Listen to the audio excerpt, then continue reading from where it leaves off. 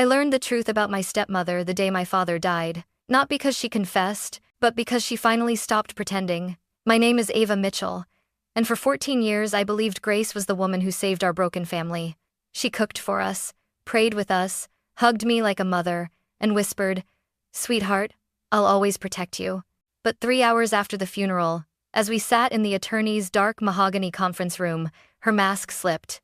The moment the lawyer opened my father's will, Grace leaned toward me, her perfume sugary and suffocating, and whispered, "You'll get nothing, Ava. Your father wanted it that way." Her voice was soft, almost tender. But when the attorney turned the next page, Grace's face went white, her hands trembled, her smile died, and in that instant I understood. She hadn't just lied to me for years. She had planned to steal everything.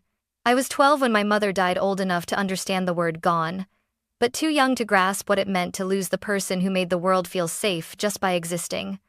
For weeks after the funeral, the house felt hollow. My father moved like a ghost through the rooms, touching the furniture the way someone touches memories carefully, painfully. He tried to hide his grief from me, but even as a kid, I could see it devouring him. And then Grace appeared. She came into our lives like a warm breeze through an open window, gentle, soothing, smelling faintly of lavender lotion. She was one of the nurses at the cardiac rehab center where Dad was being treated for stress-related complications. The first time I met her, she knelt to my eye level and said, "Hi, sweetheart. Your dad talks about you all the time." Her voice was soft, her smile comforting, and God, I wanted to believe her. In the beginning, she felt like hope. She braided my hair before school. She told me stories about her childhood. She made blueberry pancakes on Saturday mornings just the way Mom used to. One night, when I woke up from a nightmare, she rushed into my room and held my hand. "You're safe, Ava," she whispered. "I'm here. You're not alone." I didn't realize it then, but that was the moment she slipped into a space in my life that had never been hers. She and Dad grew close fast, too fast. Within a year, they were married in a small backyard ceremony with fairy lights and white roses. I stood beside Dad, smiling in the pictures, but something in me had begun to tighten, like fabric being pulled at the seams. Because after the wedding, Grace's sweetness shifted. Not all at once, slowly, subtly, like a room darkening as someone dims the lights. She stopped braiding my hair. Instead, she commented on how frizzy it always looked. She stopped cooking me pancakes. Instead, she said, "Maybe you should eat less sugar, sweetheart. Teenage girls need self-control." In public, she bragged about how close we were. In private, she became different. Once, when Dad was out of town, I brought home a B on a math test. I thought she'd help me study. Instead, she tilted her head and said, "That's disappointing, Ava. Your father expects better. Crying won't fix it, weakness never does." Oh, I wasn't crying. I didn't even know I could cry yet, but her words stung so deeply it felt like she'd slapped me. Still, around Dad, Grace was glowing warmth. She wiped his glasses, packed his lunches, reminded him to take his meds, and kissed his forehead every morning before he left for work. And every time he looked at her, his eyes softened the way they used to soften for Mom. I didn't dare ruin that, so I stayed quiet. I swallowed my discomfort. I convinced myself I was imagining things. For years, Grace lived two lives, the doting wife and the gentle stepmother, and the cold, calculating woman who watched me with eyes that measured, not loved. But the day my father fell sick, her mask didn't just slip, it cracked. And the real Grace, the one who wanted more than love, who wanted everything, began to show herself. My father had always been larger than life to me, the kind of man whose presence filled a room even when he said nothing. He built Mitchell Engineering from a single rented office into a multi-million-dollar enterprise. He was respected, admired, feared, even. But illness shrinks people, and cancer devours everything. Strength, certainty, even dignity. When Dad was diagnosed with stage 4 pancreatic cancer, I flew home the same night. I remember running into the hospital room, expecting him to greet me with that tired but warm smile he reserved only for me. Instead, I saw Grace sitting at his bedside, stroking his hair, whispering softly. She didn't even notice I'd entered until Dad weakly reached for my hand. "Ava," he whispered. Grace turned sharply, startled, almost irritated. "Oh, sweetheart. You're early." Her smile was strained, her eyes cold.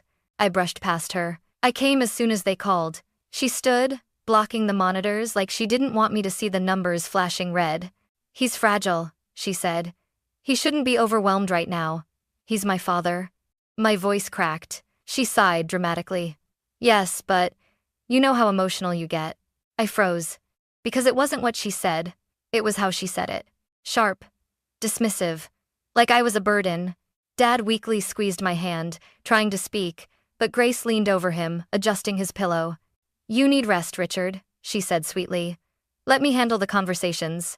Something in me twisted. Over the next few weeks, that twisting grew into a knot so tight I could barely breathe. Grace controlled everything. His medications, his visitors, his phone, his meals, his sleep schedule, his doctors. Every time I tried to talk to him privately, she appeared out of nowhere offering tea, adjusting curtains, interrupting with medical excuses. One afternoon, I arrived early and heard her voice through the slightly open door. Soft, sweet, venomous. "Don't worry, darling," she murmured. "I'll take care of everything when you're gone. I know what you want. I know who deserves what." The implication hit me like a punch. I pushed the door open. She jolted, eyes wide for a fraction of a second before the mask slipped back on. "Ava," she said cheerfully. "You startled me." Dad turned his head toward me slowly. His eyes were glassy, frightened. "Dad?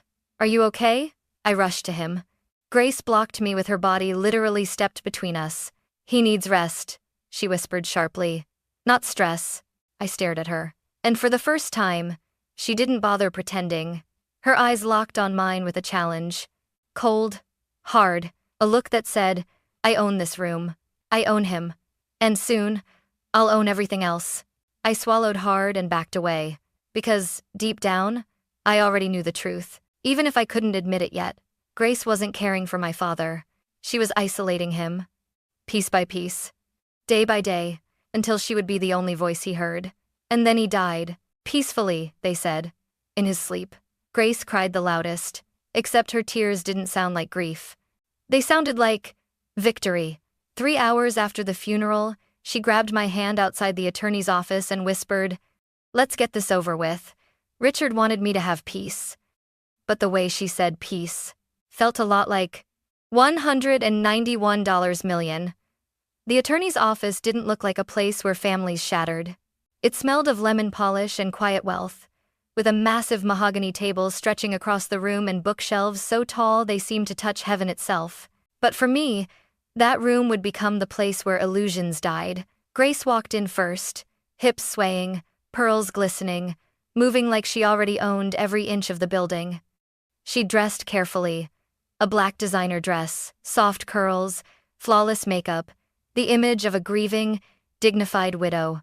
I followed behind her, fingers cold, stomach tight, heart beating too loud. Attorney Samuel Clark, Dad's lawyer of over 2 decades, stood when we entered. "Ava," he said gently, shaking my hand. "Grace," he added politely but not warmly. Grace didn't notice. Or maybe she didn't care. She sat at the head of the table. Not beside it. Not next to me. At the head, like she'd already claimed the throne. I sat across from her. Mr. Clark opened a thick blue folder. "We'll begin with." Before he could finish, Grace leaned toward me, her perfume thick and sugary, and whispered with a smile so sweet it made me sick. "You'll get nothing, Ava. Your father wanted it that way." I froze. Her voice didn't shake. Her smile didn't waver. Her eyes didn't blink. It wasn't grief speaking. It wasn't shock. It wasn't sadness. It was certainty. The certainty of someone who believed she had already won. She reached over and patted my hand like I was a child. "Don't worry, sweetheart," she murmured. "You're young. You'll be fine without all this."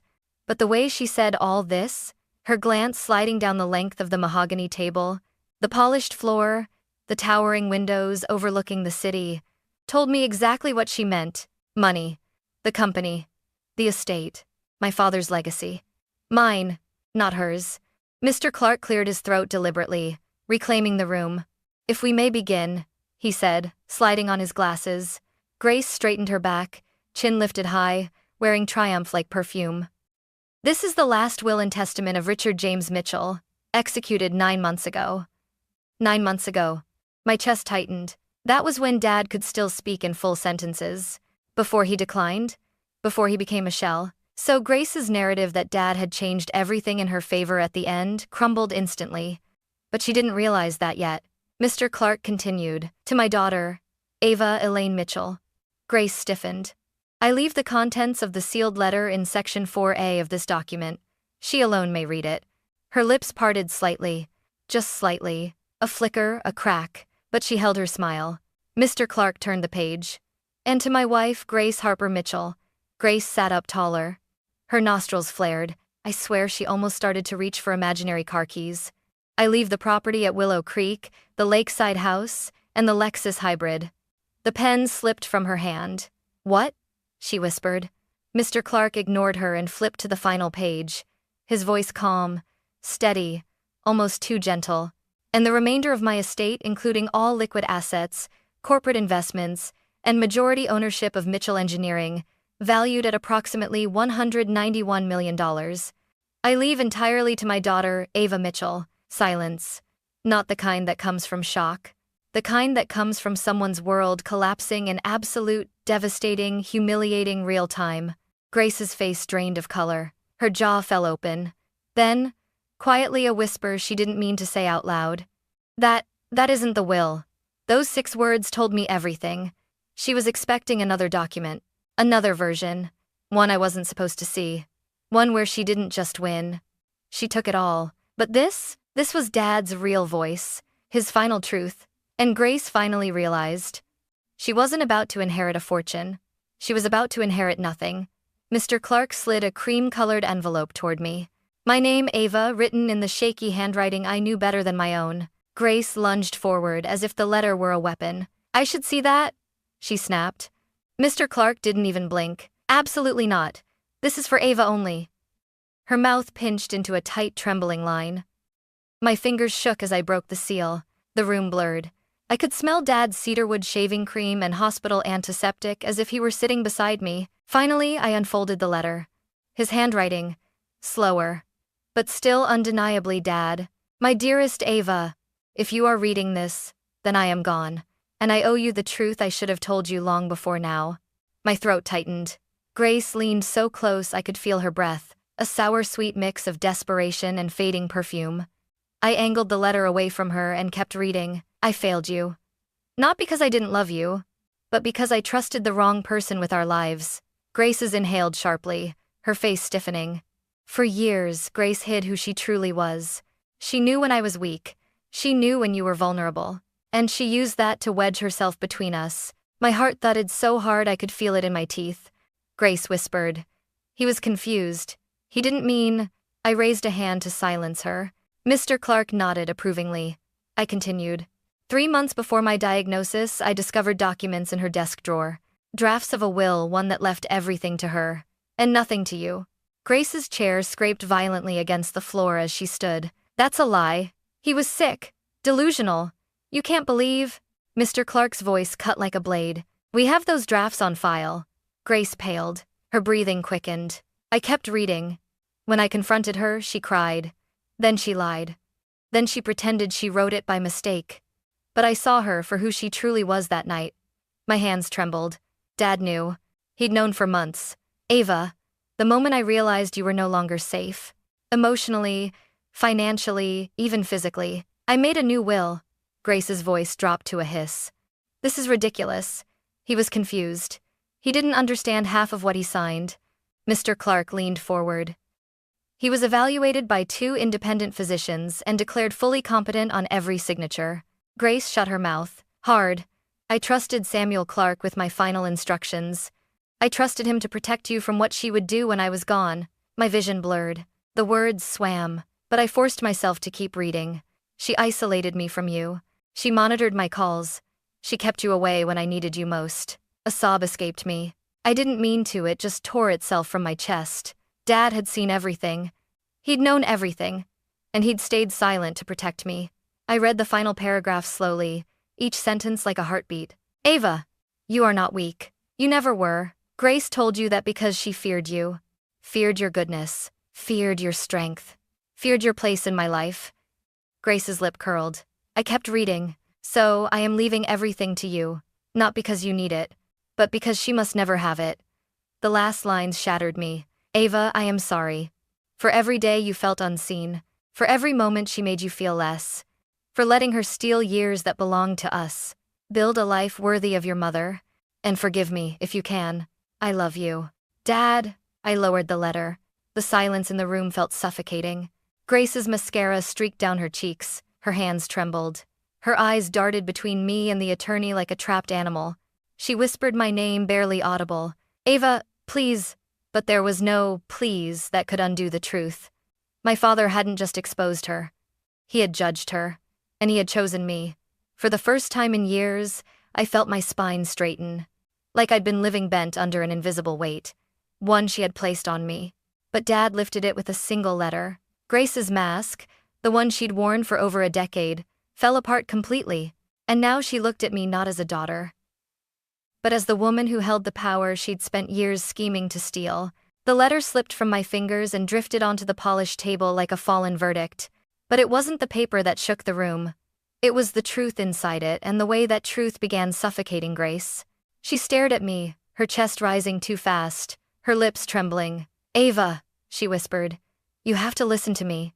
No, I said softly. You're done talking. Her eyes flared with rage, but she tried to hide it behind a quivering smile. You don't understand. Your father? He wasn't well. He didn't know what he was signing. Mr. Clark leaned back in his chair, folding his hands calmly. Mrs. Mitchell, you signed as a witness to his medical competency evaluation. Grace froze. I watched the color drain from her face, inch by inch. That was just a formality, she sputtered. It didn't mean anything. It meant, Mr. Clark replied evenly, that you knew he was of sound mind when he made his will. Her mouth opened and closed like a fish gasping on dry land. Then something snapped inside her. She slammed both palms on the table. I took care of him, she screamed. I fed him. I washed him. I wiped his tears. I held his hand when he couldn't sleep. I deserved what he promised me. I stood so fast my chair screeched against the floor. What he promised you? I leaned forward. He promised me that he loved me. He promised me that I mattered. He promised our family that he'd protect us. And you turned him against me. You isolated him. You lied to him. Her mascara smudged into jagged lines. I did everything, Grace shrieked. You left. You had your big city job, your glamorous life. My life? I choked. You mean the life I was forced to build because every time I came home, you told me Dad needed rest, that my presence upset him, that I was too emotional, too dramatic, too much? She flinched. I stepped around the table, closing the distance between us. You told him I didn't care about him, I continued. You told him I was selfish. You told him I abandoned him. Her jaw tightened. He believed me, she spat, because I was the one who was here. You were here, I said coldly, because you wanted the money. Grace's voice dropped into something dark. You think you deserve it? She laughed, a warped, brittle sound. You were a child when I came into this family. I taught you how to behave, how to dress, how to be strong. It my nose is priviciditten. You taught me fear, I said quietly. You taught me silence. You taught me that love could become a weapon. Her facade shattered right there, I saw it in her eyes. She lunged toward me. You owe me, she hissed. I stayed by his side when you didn't. If he didn't want me to have the money, why would he? Forge your signature? Mr. Clark interrupted calmly. We have the documents, Mrs. Mitchell. The DA's office has been notified. You may want to consider your next words very carefully. For a moment I thought she might faint. Then she snapped her gaze back to me. Ava, please, you don't have to ruin my life. I inhaled sharply. You ruined your own life when you tried to rewrite his. She stepped closer, voice trembling, but her eyes calculating. We could make a deal, she whispered. 50-50. I'll disappear. I won't contest anything. No one needs to know the details. I stared at her. At the desperation behind her lashes. At the years of manipulation disguised as kindness. At the woman who pretended to be my mother while carving out every piece of my confidence, one criticism at a time. And for the first time, I wasn't afraid of her. Grace, I said. I wouldn't give you a penny even if you were starving. Her face twisted. You're just like your father, she said bitterly. He thought money couldn't buy happiness. He thought love was enough. And look how he died, scared, confused, helpless. Something inside me snapped. I didn't shout. I didn't scream. My voice was low, deadly still. "He died loved," I whispered. "Something you will never understand." She opened her mouth, but nothing came out. Silence pressed on the room like a storm. Mr. Clark cleared his throat. "Mrs. Mitchell," he said. "At this point, I must legally advise you that any additional statements may be used against you in formal proceedings." Grace staggered backward, gripping the back of her chair. "You can't do this to me," she sobbed. "I have nothing if you do this." I met her eyes. "You had everything," I said, "and you destroyed it." She sank into the chair, shoulders shaking. Not grieving, not remorseful, just broken. By her own greed. And as I watched tears stream down the face that had once smiled while braiding my hair, I realized something. This wasn't just a confrontation. This was the moment the truth finally burned away every lie she had ever wrapped herself in. And for the first time in 14 years, I was free. Grace didn't leave the conference room voluntarily. She collapsed into the chair, shoulders shaking. Mascara streaked across her cheeks like black rivers cutting through pale, cracking porcelain. Mr. Clark stacked the will, the evidence reports, and the sealed letter neatly on the table, his movements calm, deliberate, almost ceremonial. Then he looked at Grace with the kind of patience a surgeon uses before making the first incision. "Mrs. Mitchell," he said gently, "there are some legal matters we must address now." Grace's head jerked up. "Legal? I haven't done anything illegal." Mr. Clark arched an eyebrow. It was the kind of eyebrow lift that said, "Please stop lying in front of professionals." "I'm afraid the district attorney disagrees," he said. "And so do the forensic analysts who confirmed your attempted forgery." And that was Dayford. I watched her breathing quicken, shallow, panicked. "Those forms weren't forged," she snapped. "Richard told me to sign them. He said he trusted me." "Interesting," Mr. Clark replied, "because his journal entries say otherwise." My stomach tightened. "His journal?" I whispered. He nodded. "Your father documented everything once he became suspicious." Grace blinked. "He kept a journal?" "You read it," Mr. Clark shot back. "Which is also part of the investigation." Her mouth fell open. She scrambled for words, but all that came out was a stuttered mess. I was protecting him. He was sick. He didn't know what he wanted." "No," I said quietly. "He knew exactly what he wanted. What he didn't know was how far you would go to take it." Grace slammed her fist against the table. "I took care of him." Her voice cracked so loudly it startled even herself. "I fed him. I cleaned him. I stayed up all night while he cried. Why shouldn't I get something for that?" "Because love," I said, "isn't a transaction." She glared at me, chest heaving, and for a moment I saw it not the monster, but the truth. Grace didn't love Dad. She loved being needed. She loved being in control. She loved being the center of someone else's world. The money was just the prize. Mr. Clark cleared his throat. "Mrs. Mitchell, your late husband left instructions that you be provided temporary housing for 30 days and a modest stipend for living expenses." Grace blinked. "A stipend?" she echoed weakly. "Yes," Mr. Clark said, "until the court determines whether you will face charges." Her mouth fell open. She grabbed the table for support. "Charges?" she whispered. "You're going to ruin me, both of you." I met her eyes. "You ruined yourself," I said. "Dad didn't do that. I didn't do that. Your lies did that." She shook her head violently. No, Ava, please." Her voice dropped into a trembling whisper. "You can stop this. If you tell them you don't want to pursue anything, they'll back off. They always listen to heirs." I swallowed hard. For a moment, a brief, flickering moment, I saw the woman she had pretended to be for years. The nurse. The caretaker. The warm smile. The soft hands. The motherly presence. But then I remembered the other Grace. The one who told me weakness made people leave. The one who isolated me from my father. The one who watched me cry and smiled like she enjoyed it. The one who forged my father's signature. The one who whispered, "You'll get nothing with satisfaction, not sorrow." I straightened my spine. "I'm not stopping anything," I said. "Dad trusted the law. Dad trusted Mr. Clark. And Dad trusted me." Her face crumpled. "You're heartless." "No," I said. "I'm finally learning to be strong." Mr. Clark slid a series of official documents toward her. "Mrs. Mitchell, these require your acknowledgement. They outline immediate separation from estate affairs, frozen access to all financial accounts, and the forthcoming hearing. She stared at the papers like they were written in a language she'd never seen. I'm not signing these," she whispered. Mr. Clark shrugged. "That's your right. But refusal won't stop the process." Grace let out a hollow, broken sound, something between a laugh and a sob. "This can't be happening." "It is," I said softly. "And it's because of what you did." Her eyes darted to me, wild, frantic. "You took everything from me." "No," I said. "You tried to take everything from me, and Dad didn't let you." And for the first time since this nightmare began, it wasn't her grief that filled the room. It wasn't her lies. It wasn't her power. It was the truth. And the truth was finally on my side.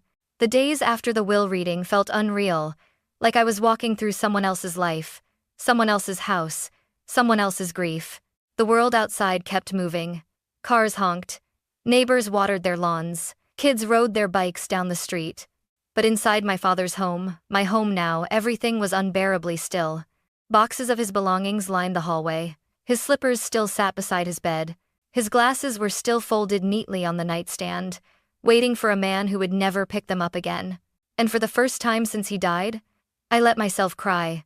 Not silent tears like before, but the kind that shake your whole body, the kind that make you realize how tightly you'd been holding everything together just so you wouldn't collapse.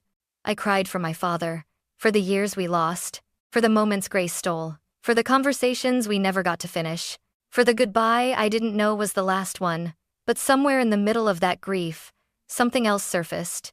Relief, because the truth was finally out. Because I didn't have to pretend anymore. Because the shadow Grace cast over my life had finally lifted. When I finally pulled myself together, I opened the boxes. Mr. Clark had delivered the ones with Dad's journals, documents, recordings, and, yes, more letters. Letters he had written over the last year, some addressed to me. Some not addressed at all, just reflections he never had the strength to say out loud. The first one I opened said, "Ava, I'm ashamed of how long it took me to see Grace clearly. But once I saw the truth, it terrified me not for myself but for you." My lips trembled as I read. Another letter said, "You were always stronger than you thought." Grace knew that and feared it. I pressed the paper to my chest. For years Grace made me feel small, insignificant, replaceable. But Dad had seen me. Really seen me even in the end. I decided then that I wouldn't let her be the defining chapter of my story. I wouldn't let the cruelty she planted take root any longer. So I started working. Not on the fortune, that part was almost mechanical, handled by accountants, attorneys, and managers. I worked on me. I visited Dad's office at Mitchell Engineering. His old desk still smelled faintly of coffee and printer ink. His employees greeted me with quiet respect, some with tears in their eyes.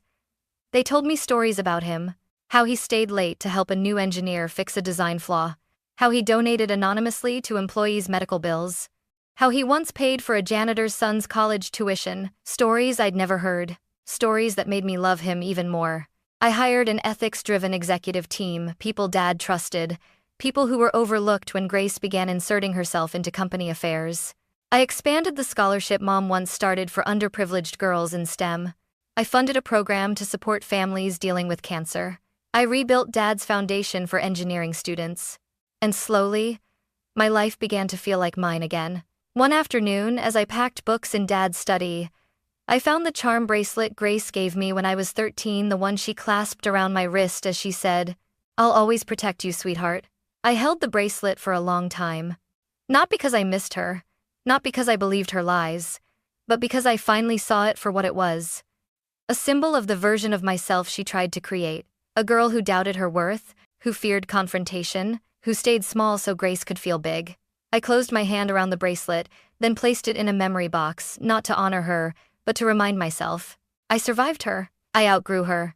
I became who she tried to prevent me from becoming. For the first time in my life, I felt whole. Not because of the inheritance, not because Grace fell, but because I finally rose. It was 2 months after the will reading when Mr. Clark called me again. His tone was steady, practiced the voice of a man who had delivered difficult truths to grieving families for over 30 years. "Ava," he said, "I think you should sit down for this." I did. Grace has accepted a plea deal. For a moment, I said nothing. A part of me expected this, and yet hearing it aloud made everything painfully real. What kind of deal? I asked quietly. She's pleading guilty to attempted fraud, forgery, and obstruction. In exchange, she will avoid jail time, but she will be required to pay restitution and is permanently barred from making any financial claim against your father's estate. The words settled in my chest like warm, heavy sand. It wasn't revenge. It wasn't triumph. It was simply justice. Thank you, I whispered. Later that evening, I sat on the porch swing outside Dad's home, my home now, watching the sky melt into pinks and oranges. The wind stirred the leaves in his garden, the same garden he used to tend at sunrise with a cup of coffee in his hand. I closed my eyes and let myself imagine him beside me. Not sick, not frail. Just Dad alive in the way memories keep people alive. My phone buzzed. A text from an unknown number. For a second, I considered ignoring it. Then curiosity won. I opened the message. I'm leaving town. I hope one day you understand why I did what I did. Grace. I stared at the screen for a long time. Understand? Understand what? Her lies? Her manipulation? Her fear of losing control? Her hunger for money she never earned? Maybe there was a version of her somewhere deep, buried under layers of insecurity that once meant well, but that wasn't the woman she chose to become, and I couldn't fix that for her. I typed slowly, letting my fingers move with the clarity of someone who'd finally stopped apologizing for the harm others caused. I understand enough. And I forgive you. But forgiveness doesn't restore what you broke. I hit send. A minute passed, then two. No reply. I set my phone down and leaned back, letting the swing move gently under me. Grace would walk away with enough to survive. Dad had ensured that much in his instructions. But survival wasn't the same as winning. She got nothing of his fortune, nothing of his legacy, nothing of the life she tried to steal. The world she built on deception had collapsed quietly, inevitably under the weight of her own choices. As for me, I inherited everything she tried to erase.